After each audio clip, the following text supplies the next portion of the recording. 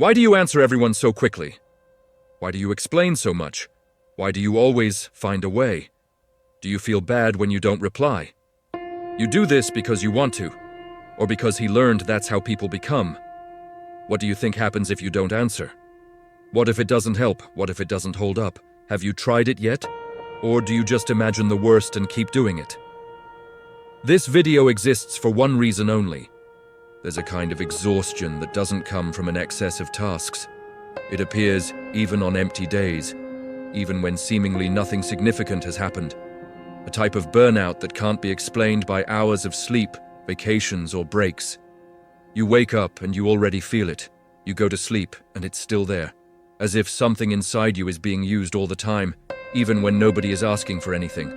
You are not only exploited by other people, you are exploited by your own fear. This exhaustion is often mistaken for oversensitivity, excessive empathy, or too much responsibility. But it doesn't stem from these nice words. It arises from a silent, repetitive pattern, the tendency to always be available, to fill the emotional space of others before even realizing that your own space has become empty. You fill that void because you can't bear to face your own emptiness without work as an excuse. You learn early on to be attentive, to perceive the atmosphere, to anticipate needs. You learn to respond quickly, to help, to solve problems, to support. You learn that when you do this, something happens. People stay, the relationship continues, the bond doesn't break. And this subtle relief becomes an internal signal. This is how you remain. You call what began as vigilance sensitivity. Over time, this logic ceases to be conscious. You no longer think, I'll make myself available so I don't lose. You simply do it. You respond. You adjust. You adapt. And when you realize it, your presence is already serving something you didn't choose. You're there to regulate someone's mood, to calm tensions that didn't originate in you, to occupy a space that no one wants to sustain alone. It wasn't chosen by you, but it's maintained by you. The problem is that it doesn't hurt at first. At first, it seems like maturity. It seems like care. It seems like you're being strong, reliable, and necessary. The wear and tear comes later. It comes when you realize you're only remembered when there's a demand. That silence appears when you have nothing to offer, that your absence only bothers you while it creates a functional void, not a real one. Maturity doesn't require self-effacement. That's survival discipline. And yet, you continue. Because stopping doesn't seem like a simple option. Stopping seems risky. Stopping feels like abandonment. There's an underlying fear that if you're not there filling the void, supporting, facilitating, something will crumble. Or worse, that no one will notice your absence. You're not irreplaceable, you're practical. This fear doesn't usually present itself as clear thought. It acts on the body, in the anxiety when you take too long to respond, in the guilt when you say no, in the discomfort when you try to withdraw, as if something inside you whispers that being too whole can be costly, and that perhaps it's safer to continue spreading yourself, even if it's draining what you can't yet name, but already feel, and feel every time you try to stay silent without knowing exactly who you would be if you weren't busy taking care of someone else's emptiness. Because if it turned into a thought, you would have to admit that you obey. There's a specific moment when this pain starts to become clear. It's not a big event, it's a detail. A conversation where you realize no one asked how you are. A request that arrives without context, without care, as if your availability were guaranteed. An invitation that only appears when someone needs something you usually offer too efficiently, and you participate because functional dependence gives you a form of control. Being needed. That's when the uncomfortable feeling arises of only being loved when you're useful. Not said aloud, but felt in the body. A discreet tightness in the chest, an irritation you quickly swallow, a nameless sadness you push away. You begin to realize that the bond is sustained as long as you function, as long as you solve problems, as long as you maintain the other person's emotional pace. The anger you swallow turns into exhaustion, and you still call it a phase. This realization doesn't come alone. It comes accompanied by fear, an old, silent fear that doesn't manifest as panic, but as excessive caution. The fear that, by ceasing to make yourself available, you will lose your place. The fear that, by setting limits, something will break. The fear that, by withdrawing, you will become dispensable. Some things won't leave you, they'll leave the service you stopped providing, so you keep going. Even tired, even drained, even feeling like something is being sucked out of you without replenishment. You keep going because you've learned that constant presence is the currency. That being needed guarantees permanence. That perhaps, if you stop, there will be nothing left to sustain affection, and every coin has two sides. On yours, it says, I owe myself. The problem is that this kind of love demands high interest. It doesn't feed on who you are, but on what you offer. It's not interested in your inner world, only in your function. And the more you organize yourself around this logic, the more distant you become from yourself. Not because someone is consciously using you, but because you've learned to offer yourself even before being asked. Over time, the body begins to react. Fatigue that doesn't go away. Irritation without a clear reason. A constant desire to disappear for a few days. You start fantasizing about silence, withdrawal, disappearance. But at the same time, you feel guilty just imagining it, as if stopping were an act of selfishness, as if resting were a betrayal of the role you yourself helped to build. You don't want rest. You want to stop being accessible without having to justify it, and it is at this point that something begins to crack inside. Because, despite all the effort, you realize that you continue to feel invisible, seen only while you fulfill your obligations, chosen only while you serve. And this realization hurts more than admitting it, because it points to a question you avoid answering. A question that begins to form when you realize that perhaps the price of remaining available is too high to continue pretending that everything is all right. There is a psychic structure that sustains this pattern, even when you are too exhausted to defend it. It doesn't stem from bad intentions, nor from moral weakness. It stems from adaptation, from the age-old need to belong, not to be rejected, to secure some kind of place. Carl Jung called this structure the persona, the face we learn to use to be accepted in the world, not as deliberate falsehood, but as a survival strategy. At some point in your life, being available worked, meeting expectations, anticipating needs, being the one who solves problems, calms, and supports. This ensured connection. It ensured less conflict. It ensured presence. And the psyche learned quickly, this is the way. From then on, the persona solidifies. You stop just using this role and begin to become one with it. If you are only loved when you are useful, that's not love. That's functional dependence. Jung warned that the danger of the persona lies not in its existence, but in its occupying all space. When adaptation becomes identity, something essential is suffocated. You begin to live outwardly, calibrating every gesture according to its impact on others. Value ceases to be internal and becomes dependent on how necessary you are. Affection ceases to be about connection and becomes a reward for emotional performance. This mechanism is subtle. You don't wake up thinking, I'm going to annihilate myself today. You simply respond, you adjust, you mold yourself. And the more you do this, the further you get from your own center. Because the energy that should sustain who you are begins to sustain who others expect you to be. Jung said that when an individual identifies too much with the persona, they pay with inner impoverishment, not as punishment, but as a consequence. The exhaustion you feel doesn't just come from giving too much. It comes from an internal disconnect. From living behind a mask that no longer encompasses the complexity of what you feel. From sustaining relationships that recognize your function, but not your totality. And this creates a silent conflict. One part of you wants to stop, withdraw, say no. Another part fears disappearing if you do so. It is at this point that the question begins to become inevitable. If you stop filling the void in others, what remains of you? And, even more uncomfortably, who stays when you are not available? This question doesn't demand an immediate answer. It simply begins to erode the old structure, opening a fissure through which something more genuine tries to emerge, even if it frightens you, even if it threatens the place you occupied for so long without realizing how much it cost you.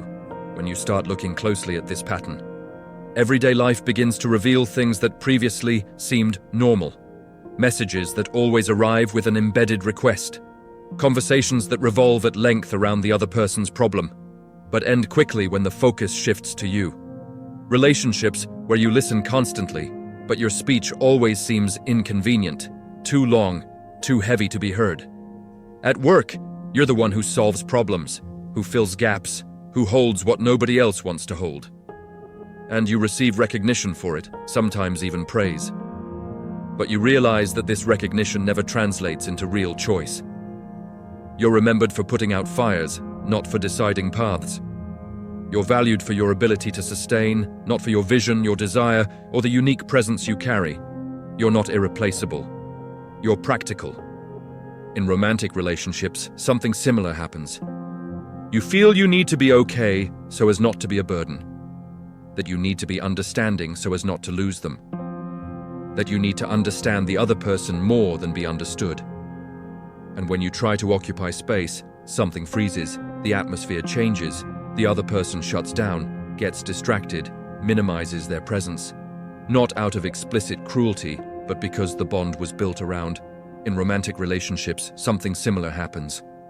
You feel you need to be okay so as not to be a burden. That you need to be understanding so as not to lose them. That you need to understand the other person more than be understood. And when you try to occupy space, something freezes. The atmosphere changes. The other person shuts down, gets distracted, minimizes their presence. Not out of explicit cruelty, but because the bond was built around your availability, not your wholeness. Little by little, you begin to realize that there is an invisible script. You enter environments already prepared to adapt.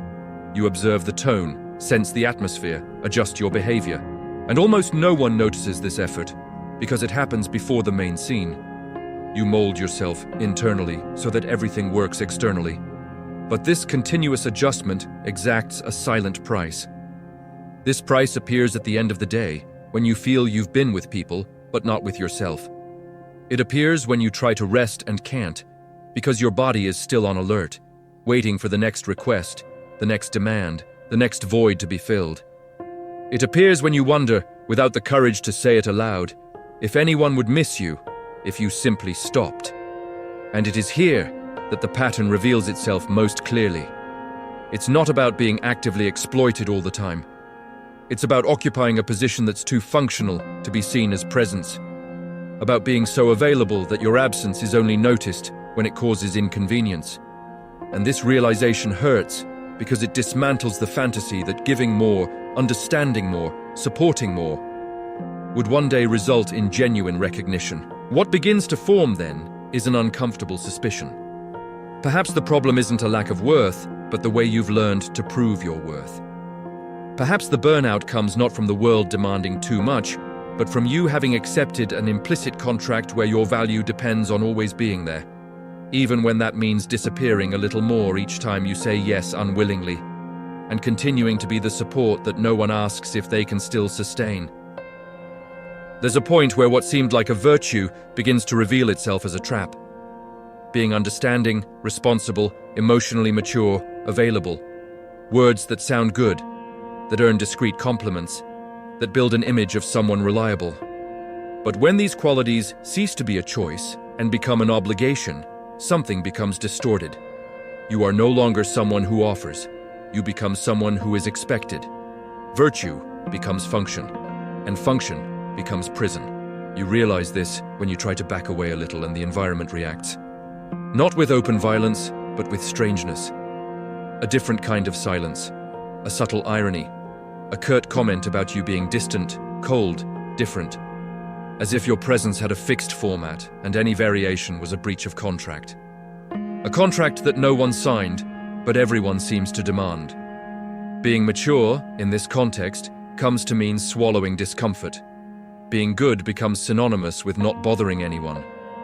Being strong becomes about not needing to be. And the more you maintain this image, the less space there is for your fragility, for your tiredness, for your limits. You start to feel anger, but you don't allow yourself to express it. You start to feel like disappearing, but you call it a need for rest. You start to lose yourself while keeping everything running around you. This is the hidden cost of virtue when it becomes identity. You are valued while you provide. But you are not welcomed when you falter. You are respected while you solve problems. But you are not chosen when you need them. And this creates a deep internal conflict because abandoning this role seems too dangerous. It seems that without it, you have no place. There is a short phrase that hurts because it is accurate. If you are only loved when you are useful, that is not love. It is functional dependence. And functional dependence does not sustain a true bond. It only perpetuates a convenient arrangement for those who receive more than they give. The hardest part isn't realizing this. The hardest part is accepting that by ceasing to fulfill this role, something will change. People will distance themselves, others will get irritated. Some will try to pull you back to your old place, not out of malice, but because the system is organized around your availability. And when you leave, the emptiness appears. This is where the fear intensifies, because ceasing to be a function means facing the possibility of not being needed. And for someone who has built their self-worth around that, this possibility sounds like annihilation. But perhaps what's at stake isn't the end of the bond, but rather the end of an identity that no longer encompasses who you've become. An identity that begins to crack precisely because it can no longer bear the weight of continuing to exist only to fill the emotional space of others. There's a specific moment when this structure begins to crumble. It's not when someone abandons you. It's not when a conflict explodes. It's when you realize that continuing to hurt less doesn't mean you're alive. It's when you notice that exhaustion comes not only from overgiving, but from the constant fear of stopping giving. Carl Jung said that what we don't confront within ourselves ends up manifesting as destiny, not as mystical punishment, but as psychic repetition. You don't consciously choose to always be available, but life keeps putting you in places where that role is required, precisely because it still organizes who you believe yourself to be. The turning point happens when you realize that this role isn't neutral. It demands something, it drains, it conditions, and most importantly, it prevents something essential, a real connection. Because nobody truly connects with someone who is always molding themselves. Nobody sees someone who is too busy ensuring acceptance. That's the scariest part. Stopping filling other people's voids isn't a simple act of self-care. It's an internal rupture.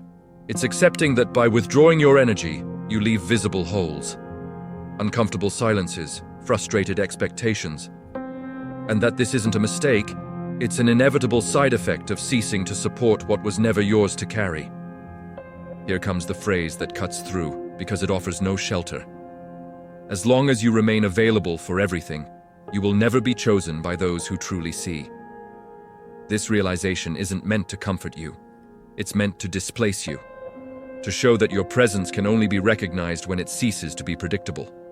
It's at this point that the question changes tone. It stops being, "Will they stay if I stop?" and becomes, "What is being lost while I continue?"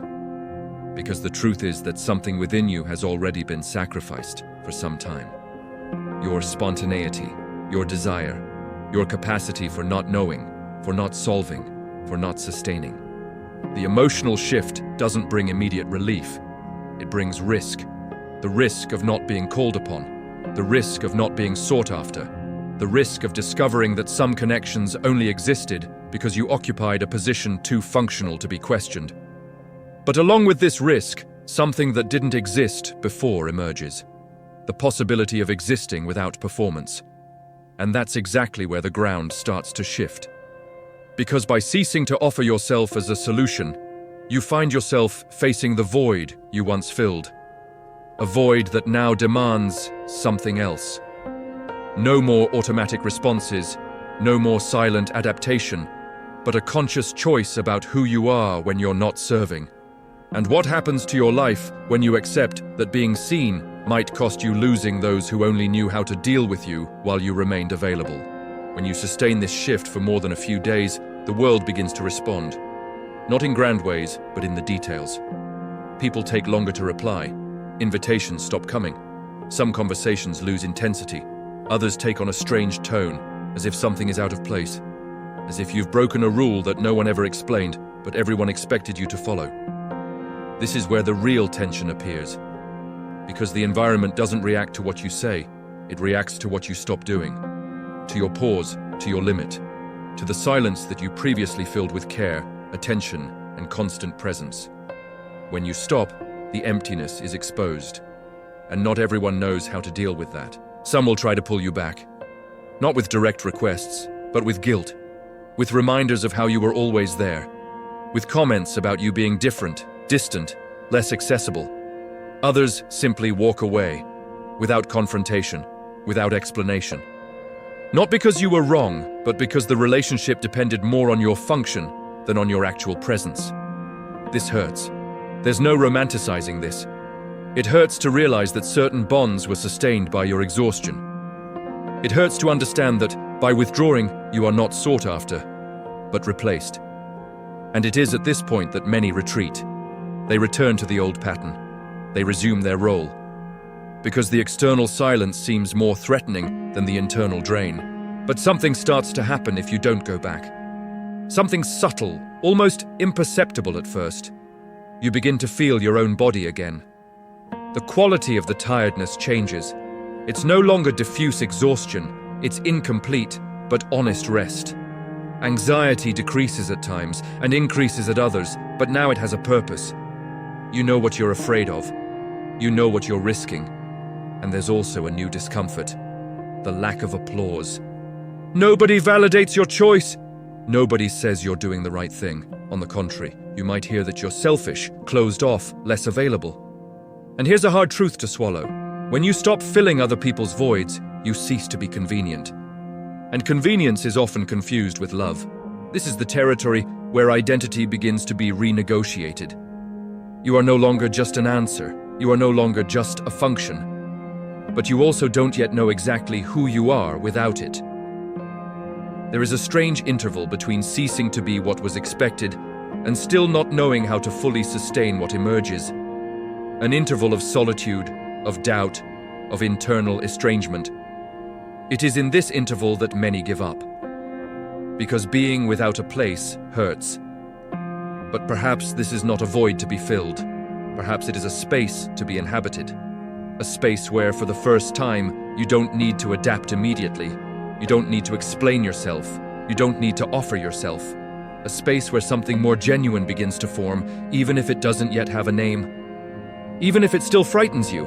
Even if it confronts you with the most uncomfortable question of all.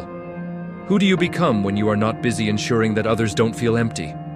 There's a kind of loneliness that doesn't come from a lack of people, but from shedding a role. When you stop being a function and begin, still timidly, to try to be present, the world doesn't offer applause. It offers silence. And this silence isn't emptiness in the common sense. It's a test, an identity test. Because until now, you knew exactly who you were. You were the one who answered, who solved problems, who was there. There was a comfortable predictability in that, even if it came at a high price. Now, without that script, you find yourself facing something riskier. Choosing, not reacting. Choosing when to be there. Choosing when to leave. Choosing when not to respond. And this choice has an immediate price. Less demand, less space, fewer invitations, less feeling of being needed. This is where many people confuse loss with failure. They confuse estrangement with error. But what's happening is something else. It's an identity shift. You're ceasing to be an automatic response and beginning to become the origin. And this disrupts relationships because relationships based on function need predictability to survive. Carl Jung pointed out that the individuation process requires going through the loss of old identifications. There is no clean path. There is no transition without mourning. That which gave you belonging needs to die so that something more genuine can emerge. And this doesn't happen in a climate of victory. It happens in a climate of disorientation. Perhaps that's why this moment hurts so much. Because you're not just saying no to others, you're saying no to a version of yourself that has been rewarded for a long time. A version that guaranteed conditional affection, partial acceptance, negotiated belonging. And abandoning that seems dangerous because it touches on the most primal question of all. If I'm not useful, do I still exist for someone? That's the question no one wants to face. but it's what defines the point of no return. Because if you continue to serve in order not to lose it, you lose yourself. And if you stop, you risk discovering that some bonds don't survive without your usefulness. This risk is real, and it shouldn't be romanticized. That's precisely why joining this space isn't a light invitation. If you remain here, following this kind of reflection, it's not to feel better. It's because something within you has already realized that remaining available has been more dangerous than withdrawing, and that perhaps it's worth enduring the estrangement to recover something that has been gradually diluted. Luciana Santos writes in The Forgotten Agreement about this silent pact we make of offering ourselves in exchange for belonging, without realizing when the cost becomes too high. Not as a solution, but as a mirror. Because recognizing the agreement is the first step to breaking it, even knowing that breaking it reorganizes everything around it. Ultimately, it's not about becoming cold, distant, or inaccessible. It's about accepting that being whole isn't compatible with constantly being useful. That presence isn't proven by infinite availability, and that perhaps the love that's worthwhile can only come closer when you stop filling someone else's void and start sustaining your own center. Even if it costs loneliness, even if it costs being misunderstood, the exchange is made. To stop being a function and become a presence. To stop reacting and start choosing. To stop existing as an answer and start existing as an origin. And the question that remains, without promises of comfort, without guarantees of return, is simple and brutal. How much of yourself are you still willing to lose to continue being needed instead of bearing the risk of being who you are, even if it means not being chosen by those who only knew how to see you while you remained available? To inhabit this space is to accept that without applause, you finally discover whether it was you or the role. If you can't stand being dispensable, you've never been free.